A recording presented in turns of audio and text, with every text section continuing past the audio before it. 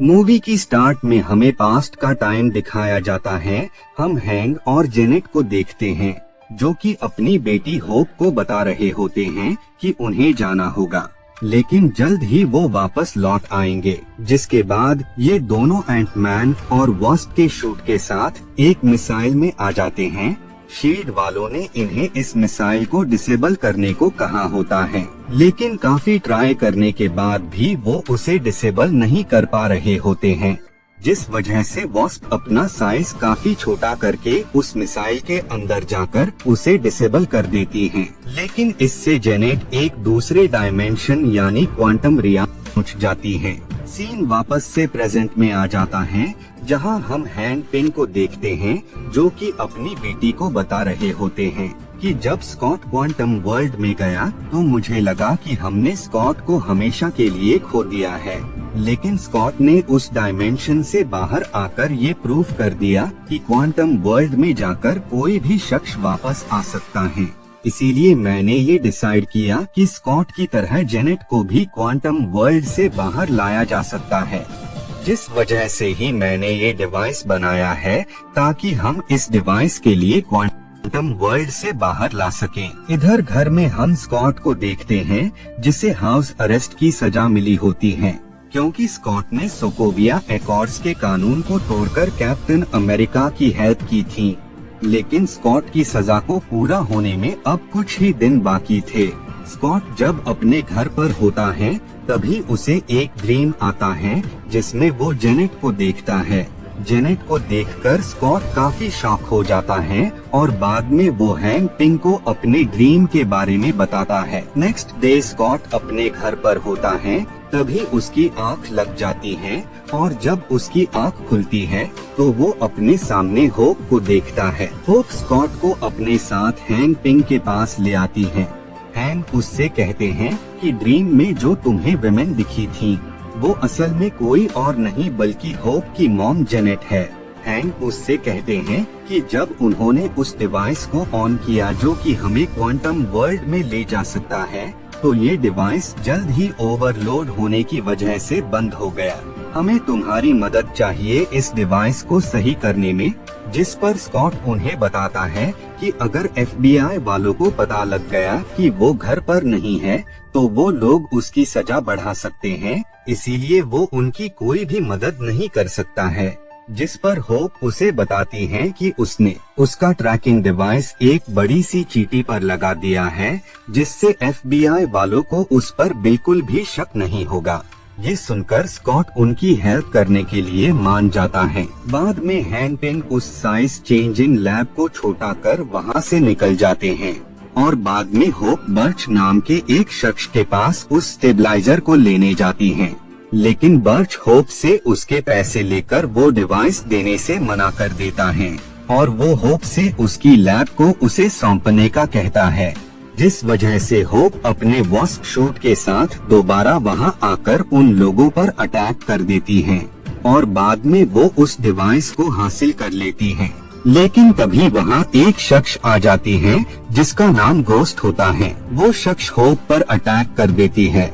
इधर जब स्कॉट को इस बारे में पता लगता है तो वो भी होप की हेल्प करने वहां पर आ जाता है, लेकिन गोस्ट उन सबसे ज्यादा पावरफुल होती है, जिस वजह से वो उस डिवाइस को ले लेती है और बाद में वो साइज चेंजिंग लैब लेकर वहां से निकल जाती हैं। जिसके बाद ये सब बिल फॉस्टर के पास हेल्प मांगने जाते हैं ताकि वो अपनी लैब को ट्रैक कर उस तक पहुंच सके।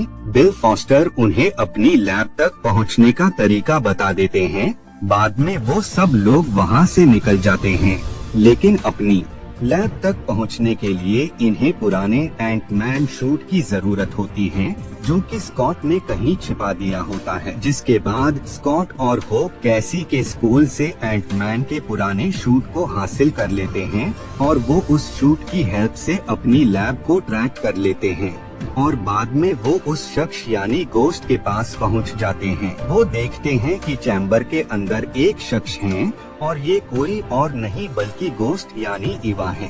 तभी ईवा उन पर अटैक कर उन्हें बेहोश कर देती है। बाद में जब इनकी आंख खुलती है तो वो अपने सामने बिल फॉस्टर और ईवा को देखते हैं। बिल फॉस्टर और ईवा आपस में मिले होते हैं और उन्होंने इन सबको यहाँ कैद किया होता है। यहाँ हमें पता लगता है कि ईवा के डैड, जिनका नाम एलाया स्टार होता है, वो भी शील्ड में काम किया करते थे और वो भी क्वांटम वर्ल्ड पर रिसर्च कर रहे थे।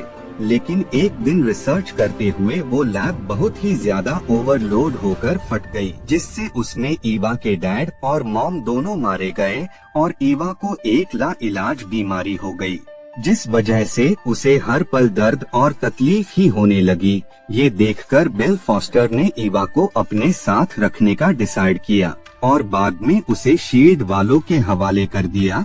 शील्ड वालों ने ईवा को ये यकीन दिलाया कि वो उसे हमेशा के लिए ठीक कर सकते हैं और उन्होंने ईवा को झूठी दिलासा देकर शील्ड का एक एजेंट बना लिया और साथ ही उसे एक बेहद ही एडवांस शूट दिया ताकि वो अपनी पावर्स को सही से यूज कर सकें। बाद में वो ईवा से अपने मिशन पूरे कराने लगे, लेकिन जब शील्ड बंद हो गया तब ईवा वापस से बिल फॉस्टर के पास आ गई, लेकिन वो भी ईवा को पहले जैसा ठीक करने में कामयाब नहीं हो पा रहे थे, जिस वजह से उन्होंने एक डिवाइस बनाया ताकि ईवा का दर्द कुछ कम हो सके। लेकिन वो ईवा का परमानेंट इलाज करना चाहते थे, इसीलिए उन्होंने हैंग पिंग पर नजर रखना स्टार्ट कर दिया, क्योंकि उन्हें पता था कि हैंग की बीवी जेनेट, जो कि क्वांटम वर्ल्ड में है, उसे वहाँ से निकालने के लिए हैंग डिवाइस पर काम कर रहे हैं। उसी डिवाइस का यूज कर हैंग क्वांटम वर्ल्ड से जेनेट को लाना चाहते थे। बिल फॉस्टर को पता होता है कि जेनेट काफी टाइम से क्वांटम वर्ल्ड में है, जिस वजह से उसके अंदर क्वांटम वर्ल्ड की काफी ज्यादा एनर्जी होगी।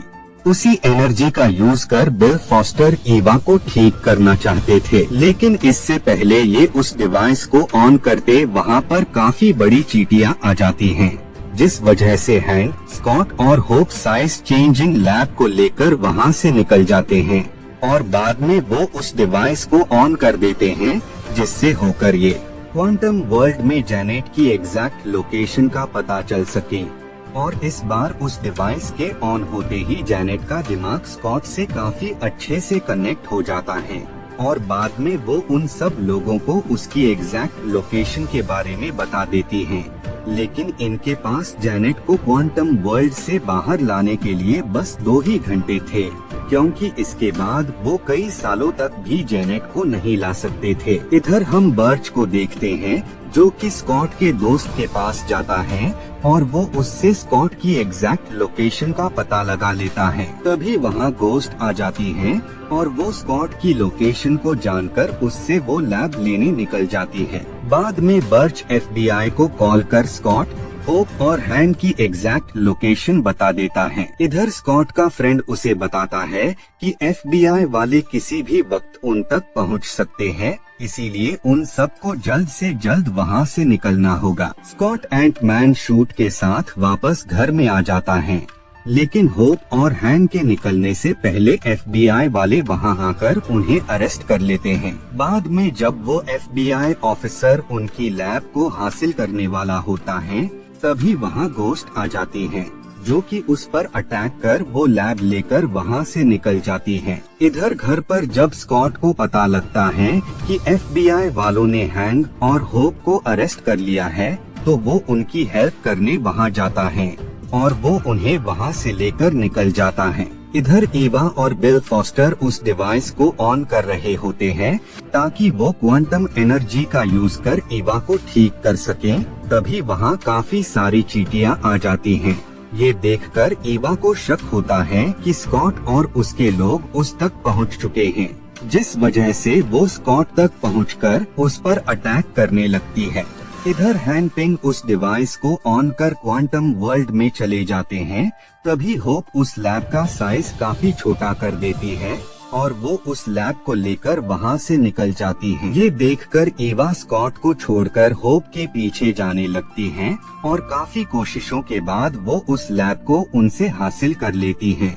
लेकिन बाद में होप और स्कॉट दोबारा ईवा के पास जाते हैं और वो हर मुमकिन कोशिश कर रहे होते हैं जिससे ये उस लैब को हासिल कर पाएं। तभी वहाँ पर बर्च भी आ जाता है, जो कि उस साइज चेंजिंग लैब को उनसे हासिल करना चाहता था और काफी कोशिशों के बाद वो उस लैब को इनसे हासिल कर लेता है। इधर हैंग पिंग क्वांटम वर्ल्ड में जेनेट तक पहुंच जाते हैं, लेकिन वहां से वापस आने के लिए इन्हें लैब को उसके एक्चुअल साइज में करना होगा। इधर बर्च उस लैब को लेकर एक शिप की हेल्प से वहां से लेकर जा रहा होता है। तभी वहां स्कॉट आ जाता है, जो कि अपना साइज काफी बड़ा कर लेता है और वो उस लैब को बर्च से हासिल कर लेता है। बाद में ईवा उस लैब का साइज इंक्रीज कर उसके अंदर चली जाती है और वो जेनेट के अंदर से क्वांटम एनर्जी को एब्जॉर्ब करने लगती है। तभी वहाँ एंटमैन और वॉस्प भी आ जाते हैं, जो कि उस मशीन को बंद कर देते हैं। इस बात से ईवा को उन पर काफी गुस्सा आता है और वो उन पर अटैक कर देती है। बाद में हैंग और जेनेट क्वांटम वर्ल्ड से बाहर आ जाते हैं। होप अपनी मॉम को देखकर काफी खुश हो जाती है। तभी वहाँ ईवा आ जाती है, लेकिन जेनेट क्वांटम एनर्जी का यूज कर उसे शांत कर देती है और वो उससे कहती है कि वो उसे वापस से पहले जैसे ठीक कर देगी। मूवी के लास्ट सीन में हम हैंग, स्कॉट, जेनेट और होप को देखते हैं, जो कि स्कॉट को क्वांटम वर्ल्ड भेज रहे होते हैं ताकि वो क्वांटम एनर्जी का यूज कर ईवा को पहले जैसा ठीक कर सके। और जब स्कॉट वहाँ से क्वांटम एनर्जी लेने जाता है, उसी पल हैंग, जेनेट और होप सब धूल बन जाते हैं, क्योंकि उसी टाइम थैनोस ने चुटकी बजाकर यूनिवर्स की आधी पॉपुलेशन को खत्म कर दिया होता है। और इसी के साथ ये मूवी यहीं पर एंड हो